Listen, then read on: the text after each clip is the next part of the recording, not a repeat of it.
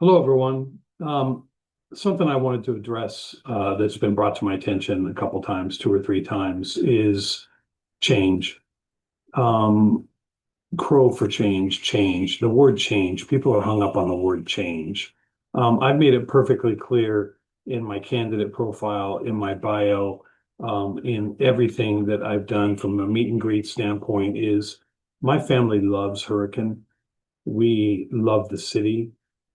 Matter of fact, my son, who was in the military, basically told me, go find a place for us to live. My wife and I chose Hurricane. The first time my son saw Hurricane was when he was driving over the hill from Cedar City to move here upon his discharge from the Army. So we love the city. We love the people. We love the diversity. Change has nothing to do with that. Change has nothing to do with changing heritage,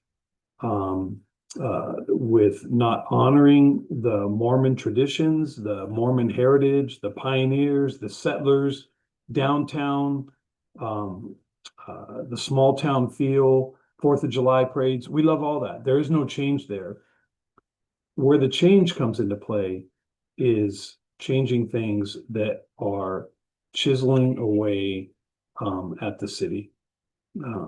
Low-hanging fruit. I'm from California, but the good side of that is I'm a red Californian from Reagan, California, the shiny red beacon on the hill. I've seen this happen before. I've seen our rights get eroded. I've seen government that's not transparent, and Hurricane City government is not transparent. Um, I've seen things just slowly deteriorate. And I kind of have a motto of fool me once, okay, you're not going to fool me again. I jumped in this race because we're at a crossroads. Hurricane is at a crossroads. In 4 more years of not having a business plan, 4 more years of running this $100 million city that we have like a town, 4 more years of allowing people who hang their hat on the fact that their ancestors settled here 300, 400, 500, whatever it is, it doesn't prepare you or equip you with the business acumen to run the city. And if they would recognize that and just step out of the way, they would quit getting ran over by developers and everybody else. When I see things like tough sheds behind Auto Passion on State Street that are Airbnbable. If you don't believe me, go drive by them. There'll be signs that say don't look in the windows. They have names on the plaques. You can search them in Airbnb. So the city are slumlords. The fact that you can live in any trailer park here full time and not have to pay property taxes or impact fees or transient tourist tax. Can I ask you this? How long before some of the transient contractors that are working here, because this construction that's getting done, it isn't getting done by local people and local jobs. They are Colorado, they are Nevada, they are California construction crews, and they're living in our trailer parks, in RVs. But it's just a matter of time before someone realizes, hey, look, I can spend $3,500 a month for a 1 or 2 bedroom apartment in Vegas or California or Colorado, or I can buy a fifth wheel and live at Jellystone with a pool and a slide and pay $800 a month. And I can send my kids to good schools.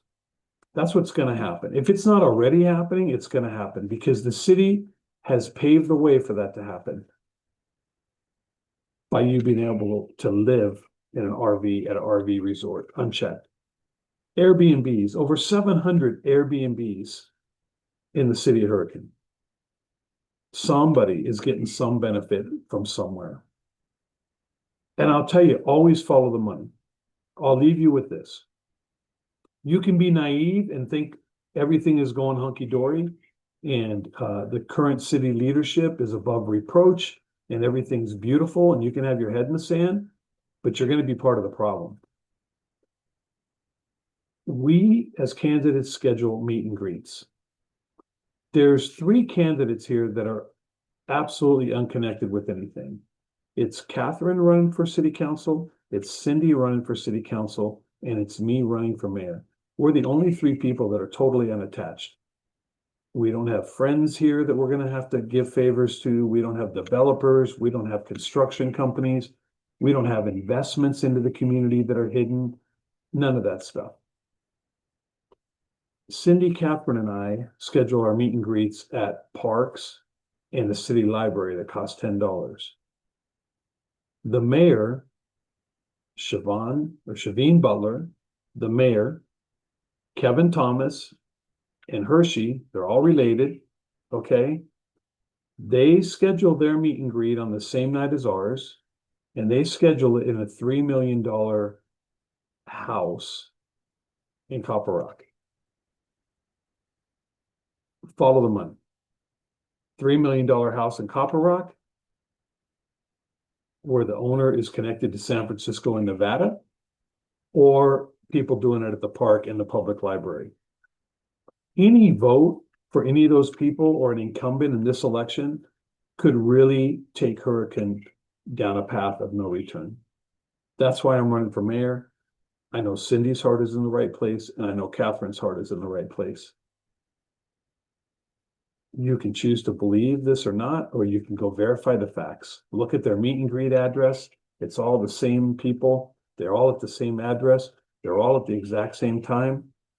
And then do a simple search of the house, and then do a simple search of the deed of the house, and do a simple search on the trust that owns the house. And you will follow the money to probably some very corrupt areas.